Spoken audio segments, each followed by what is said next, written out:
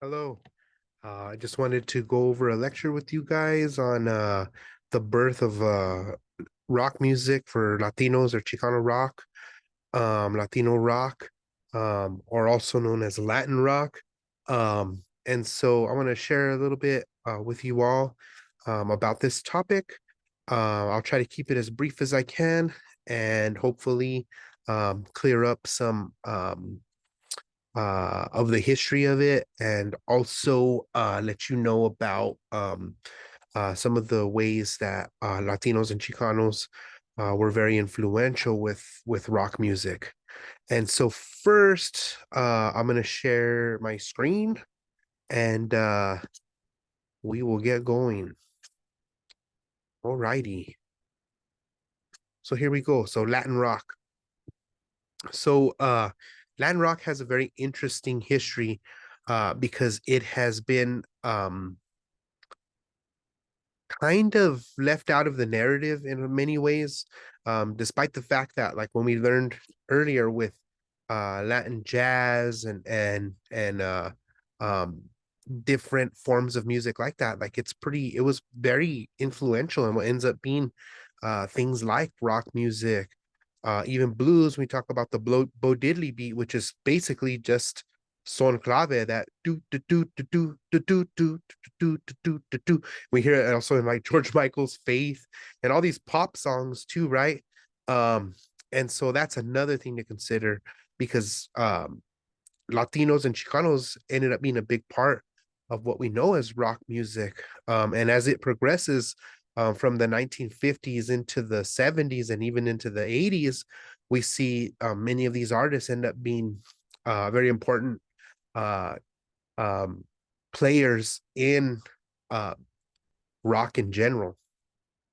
But first, we have to understand like where this all comes from. Now, I say 50s is when we start like really getting to it, but in reality, like a lot of these artists uh, end up coming from the 40s and into the 50s that ended up being very influential in what we know as rock music.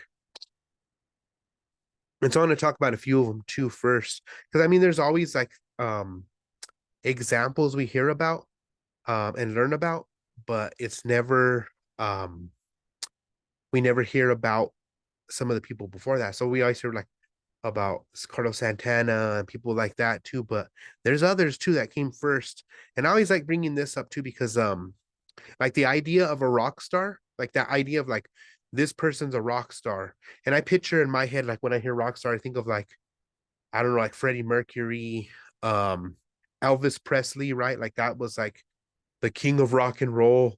Um, but in reality, there's people that were there before, and a lot of it happened after the Mexican Revolution and things like that in the early 1900s.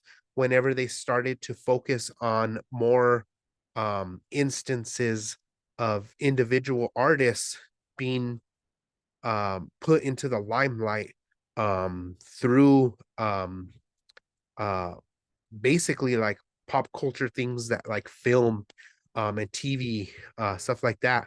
And so this starts early with a lot of Latin or Chicano artists, with the Mexican government even looking to create more national attention globally to Mexico through the process of creating um, pieces of work um, that help symbolize and make places like Mexico known throughout the world, right?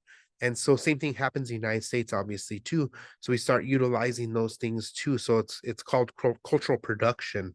And so through cultural production, they start to invest in things like film and television, radio, all of that stuff in order to like basically get this idea of like this is Mexican, and then this is also American, right?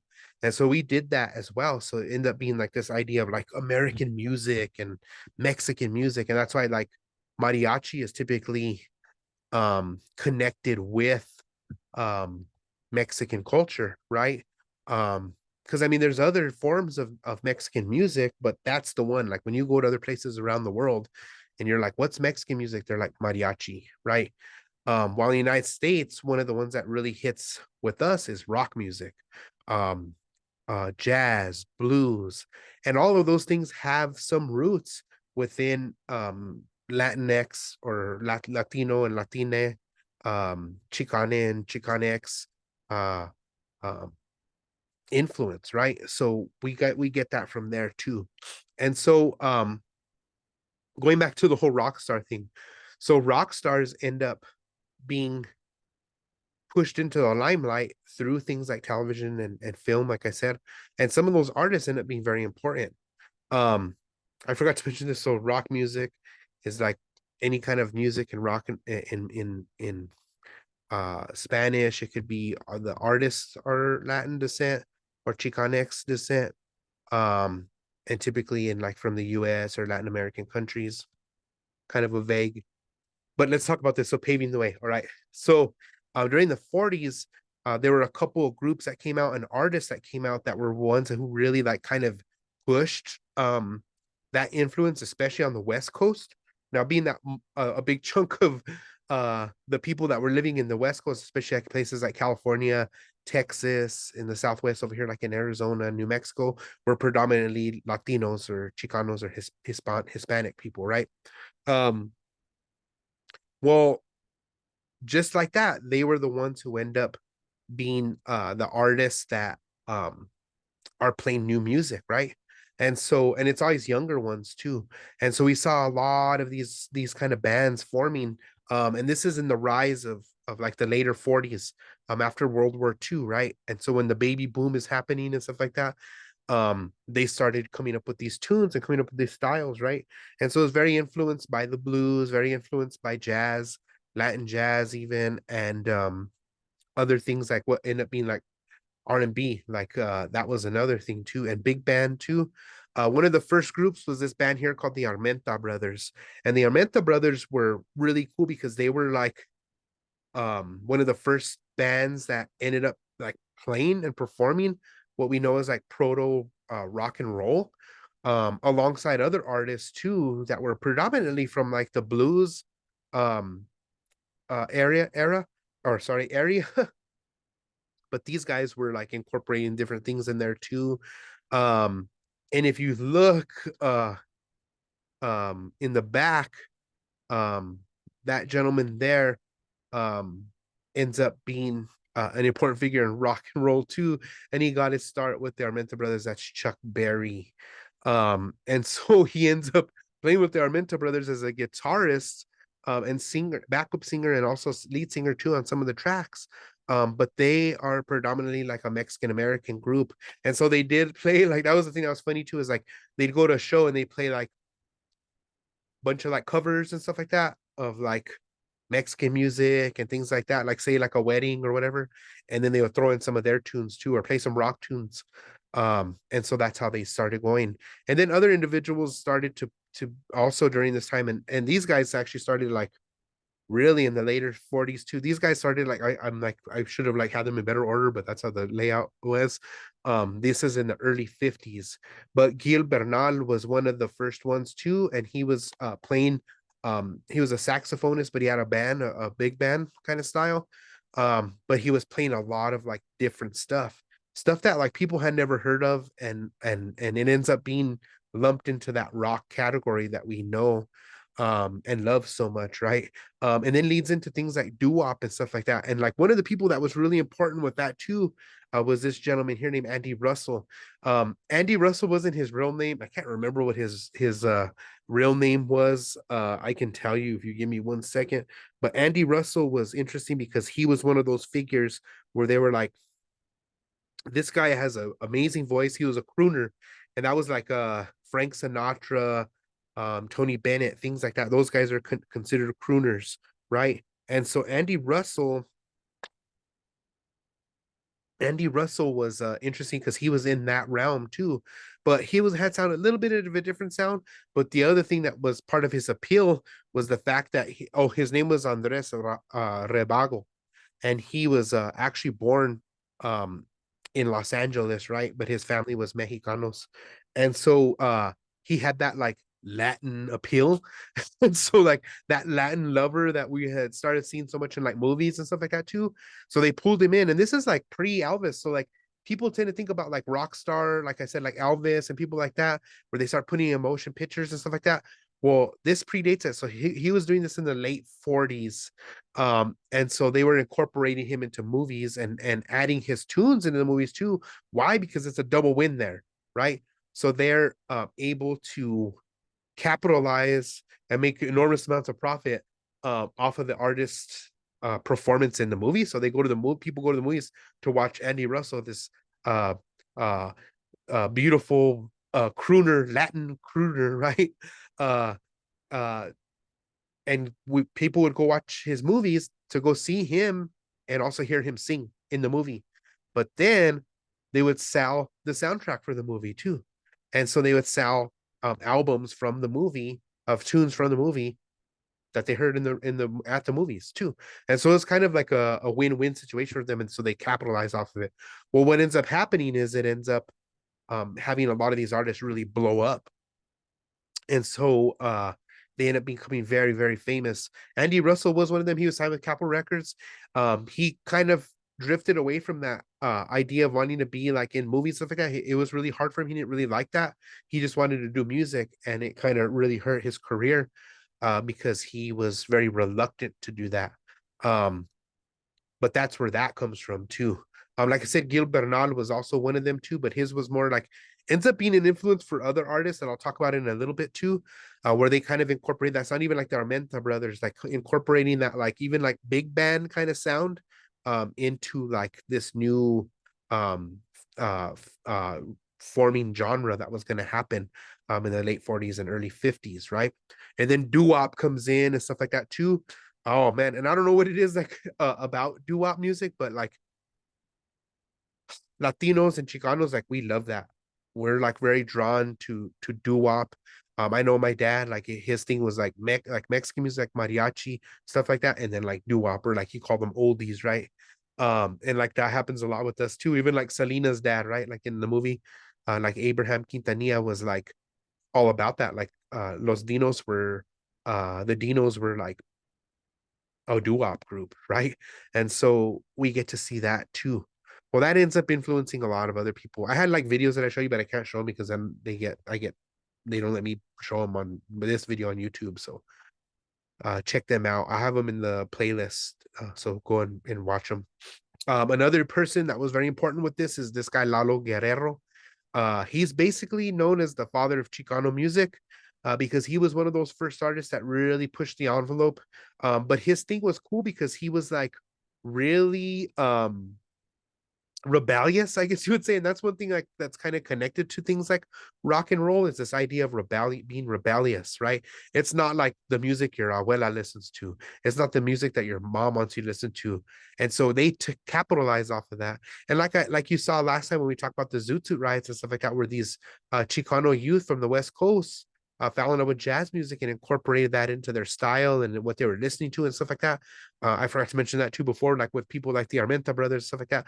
That's what they did. They and Gil Bernal and even Andy Russell, and especially Lalo Guerrero. He was one of those kids that was out there during the Zoot Suit riots and stuff like that too. But he ends up being like pretty much the most prolific Mexican American composer that came out, even like now. But he was really focused on what ended up being rock music or rock and roll. At first he was like a crooner, kind of similar to Andy Russell, but then he started incorporating other things into it and other different sounds that he was hearing out and about. And a lot of it came to from those ideas of like being influenced by jazz music and stuff like that too. So like when you hear people singing and like you can listen to the song Marijuana Boogie, which was from the motion picture Zoot Suit that was created by Luis Valdez, who was the guy that did the Campesino Teatro from the United Farm Workers with Cesar Chavez and Dolores Huerta during the 60s. But Luis Valdez made a Broadway musical and motion picture called Zoot Suit. I think I might have talked a little bit about that. I can't remember. but yeah, that was he wrote that they use that song in the movie. It's called Marijuana Boogie. If you listen to it, I can't show it to you now, but it's like uh very similar to the sound we sing like or sounds we hear from even people like Richie Valens later on, where we hear where it was like before they would sing like now baby, like it was more like classical uh or standard based, where they would start to belt things out like hey now baby, like that sound ends up coming from people like Lalo Guerrero, who they start to like just like basically kind of just belt it out and pump out more volume or amplitude and emphasis in certain parts of the song, right? So when you hear Marijuana Boogie and then you hear like um Come On Let's Go from Richie Valens, you can see the influence that Lalo Guerrero had on individuals like Richie Valens. And so that's another part to consider. Um but yeah, so he was pretty cool and he was very critical too. So he wrote a lot of tunes that were like frowned upon by everyone. Like I said before, he was very rebellious, and he did this like his whole career, and it was kind of like tongue in cheek too, where he did like kind of made fun of stuff and things like that too. But he was great, excellent musician as well. Then we had other individuals too, like Chuck Rio or Daniel Flores. He was born in St. Paul, California. He was a saxophonist, but he also was a composer, so he wrote a lot of really cool songs. A lot of people call him the godfather of Latin rock music. You might know him from one of his tunes that is very famous still. Um, and his number one song was Tequila. Hopefully I don't get taken down because of that. But yeah, so Tequila, okay, from the Champs. So he was the band leader and songwriter for the Champs. And a lot of people don't know that. Like we think of that song and it's almost like Pee Wee Herman and stuff like that, or like maybe hearing it at sporting events or even like in the at parties and stuff like that. But that song was composed by Daniel Flores or Chuck Rio. He changed his name to that too to kind of fit in to that whole thing. Um, but yeah, he's responsible for that tune that we all know so much. And he was a big part. Like the Champs had this huge hit in 1958. Like that was a number one song on the Billboard chart, which is pretty wild. And a lot of people don't realize it was composed by this young man. Well, he's not young anymore. And then we have Richie, right? Like Richie Valens ends up being like so influential for rock music. And I think like a lot of people don't realize how important he was. Like you have to remember, like when he passed away, he was just turned 18. Um, he had just really been signed and touring and all that stuff for 9 months. And he was blowing up like crazy. Like his album was going charting all crazy. All this stuff was happening very quickly for him. But the other thing too is people don't realize like how good of an influence he was in regard to even like what we consider rock and roll guitar. Um, so he played or toured with people obviously like Buddy Holly, Big Bopper, people like that. Not Brian Setzer, and Eddie Cochran, and these people that end up being like super well known for being guitarists. Well, guess what? They would hit him up and be like, "Dude, show me how to do that." And so he actually like would work with Buddy Holly, helping him become a better guitarist, and even with Eddie Cochran, who ends up being known a lot. And we see this in the movie a little bit of La Bamba, but not a lot, not to the extent that we heard about it.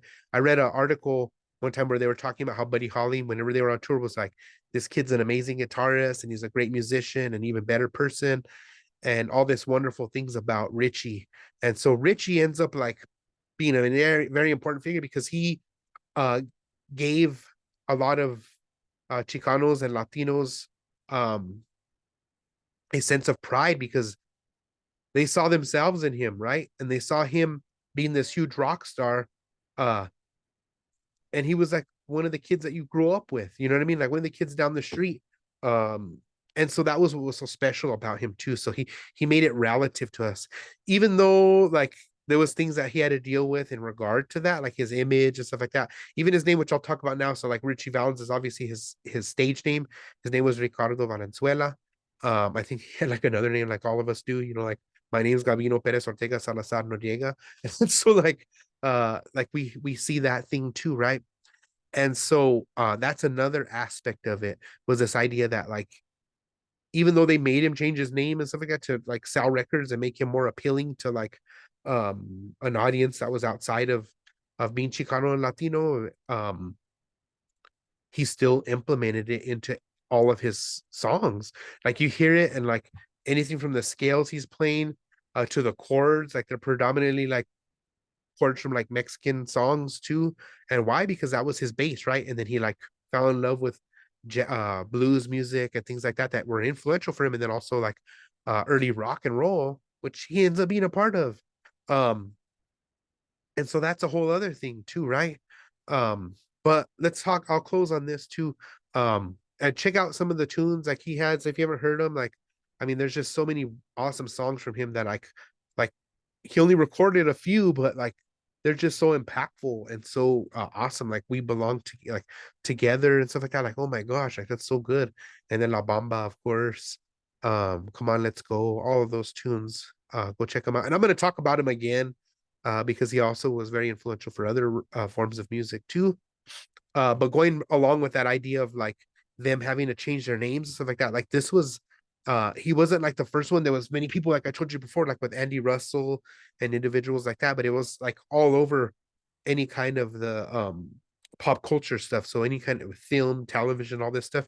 And it started then like early on, like in the early 1940s, and it continued to be a thing all the way into like even the modern times where we still see individuals who change their name. Like here we have Anthony Quinn, this dude right here who ends up being like a really famous actor. And he was really Mexicano. And then like I don't know, you guys know Vanna White is Latina too. Like a lot of people don't know that, but her ama was Latina too. So that's another thing. So Vanna White, Rita Hayworth, who was like married to Orson Welles and stuff, like she was huge, and she was a her real name was Rita Carmen. I can't remember. Cancino, I think was her last name. So people don't really like that. Raquel Welch too.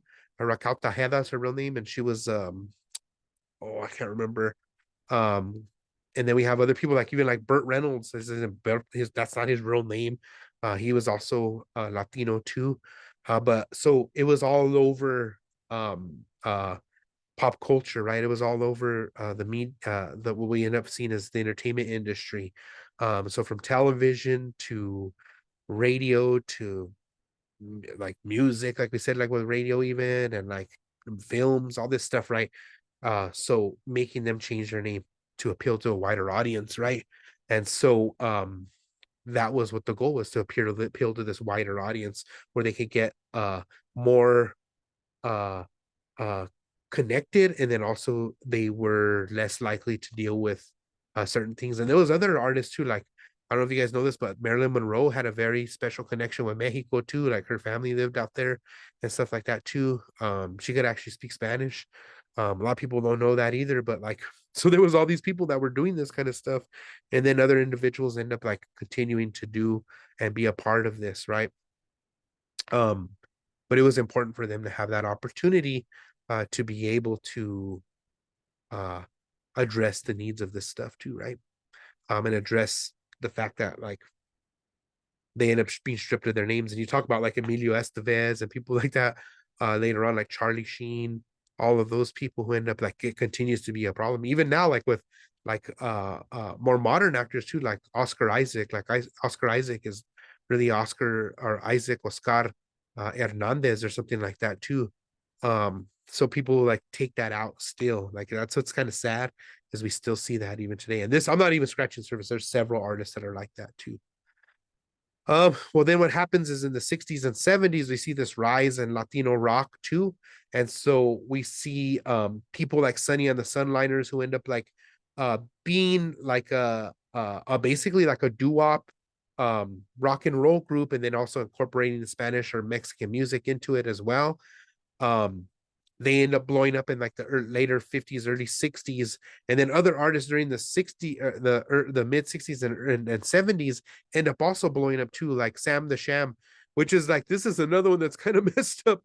So there's this dude, right, and he's like Mexican American, right, but they're like nah, we're gonna use your image and make a gimmick of it, and you're gonna be instead you're gonna be Sam the Sham, like you're gonna be like from the Middle East or like from something like that, right? And we'll capitalize on this. He just sings the song "Wule Bule Wule Bule Wule Bule Wule Bule." If you don't know that song, go listen to it. And then there's Question Mark and the Mysterians, and I'll talk more about them again too because they were influential with other stuff too. But they were one of those. These are Mexican American dudes from California who end up writing these big hits. One of them is 96 Tears, which is like a wait. If you heard it, you'd totally recognize it. The link for it's there too. But go check it out. But Question Mark and Mysterians were like, remember, I think I've said it like weird brown kids, like that was me, right? Like I was one of those weird brown kids. That was them. They were like the proto weird brown kids where they were like, we're gonna play some weird music.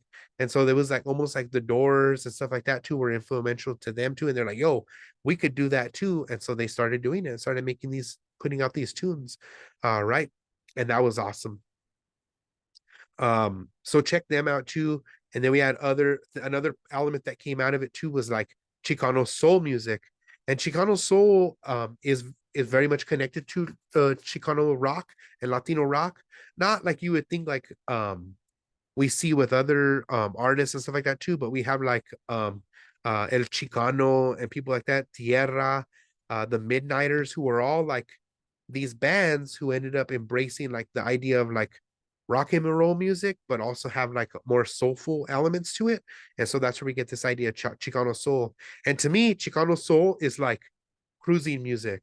Like I remember like riding with my tios or like even my sister and stuff like in the early 80s, um, cruising, and they would be listening to a lot of these kind of tunes.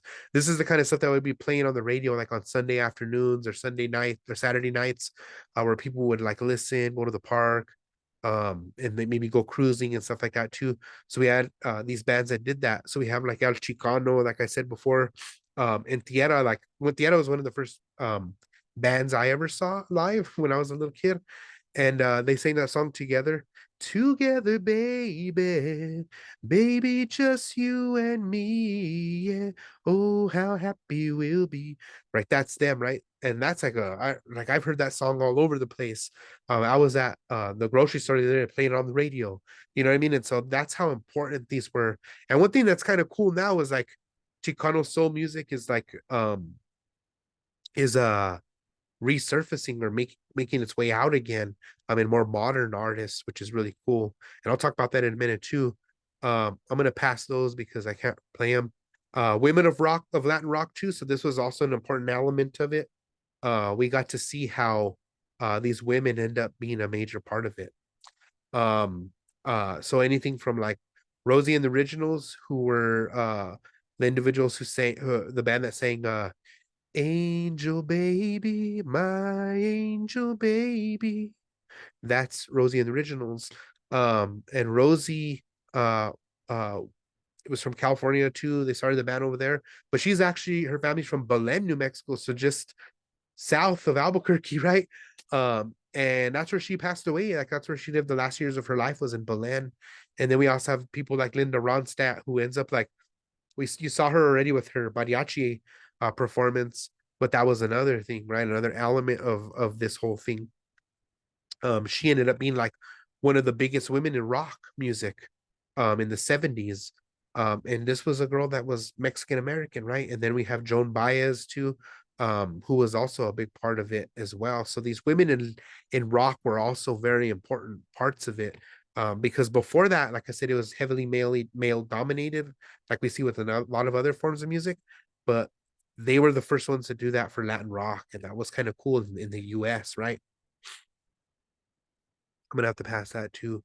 Then of course we have Carlos Santana, one of the greatest, right? So heavily influenced by blues and things like that, but also like doo-wop and also just Latin music in general. So anything from Latin jazz to uh salsa, merengue, all that good stuff, right? And so he ends up being very important. He grew up in was born in Mexico and grew up in Los Angeles or sorry in California in the Bay Area. And so he ends up being one of the most well-known guitarists of all time. Um, he performed at Woodstock, which was awesome too because it was like life-changing event for them. They got so much attention and stuff like that during that time that they just blew up after that. And so they end up in utilizing a lot of different stuff, anything adding that um rock element, but also incorporating those other influences like the Afro-Cuban percussion and rhythms that we talked about before. So things like bongos and congas and stuff like that too. And you see that in their performances all the time. But he also ended up finding a place too in like hip hop and R&B. And so we see him being brought into those kind of things, and also even reggaeton music. Um, Most recently I've seen like him come up to, like, I remember like the song he did with Rob Thomas and stuff like that, that's smooth. And then Maria Maria Maria Maria, you know that song from the early 2000s. And then also more recently you hear his riffs and stuff like that too, utilized in like DJ Khaled and Rihanna song, you know what I mean? Like there's all this like cool stuff that he ends up being a part of. And he also won 10 Grammys. The Supernatural album that he did was like Loke, like he made won so many Grammys for that, which is amazing. And he's just a cool dude. Like he always looks freaking cool. Usually show clips of that too, but you guys can see in there. Like I said, so there's this idea of Latin rock and Chicano soul music resurgence that's occurred in the last like probably like 5 years, where we're seeing more artists doing that. So people like Chicano Batman. If you guys haven't checked out Chicano Batman, go check them out. Just really cool, really different stuff. I like kind of like influenced by that whole thing like Question Mark and the Mysterians, and kind of doing some different and experimental stuff with music, but also like incorporating like Chicano or Latino flair to it. And then we also have people like from Daptone Records too, which is also like a record label that's just predominantly focused on just doing that and having those Chicano soul music, like the Altons here. And then also the Sacred Souls. They also have other bands. So there's like a grip of them. So you can find all of them. These are just like kind of ones that are like dear to me. But the Sacred Souls, oh my God, so amazing. Like there's a song from them called Can I Call You Rose? Oh, it's just like I feel like I'm back in my Theo's car, driving, listening to these tunes like while he's cruising, Um, and it's modern music, which is so cool. I got to see them in Santa Fe, and they were excellent. Like if they ever roll through again, like they came through twice, after since the pandemic, and they were just amazing. Um, but yeah, so go and check out some of these artists. Hopefully this was a good lecture. I try to keep it brief, but hopefully you got to learn a little bit about kind of the historical elements of like rock music and how it ended up, or Chicano rock ended up being so important, and how it has a deep history too. Bueno, I hope you guys have a nice week, and we'll talk next time. Peace.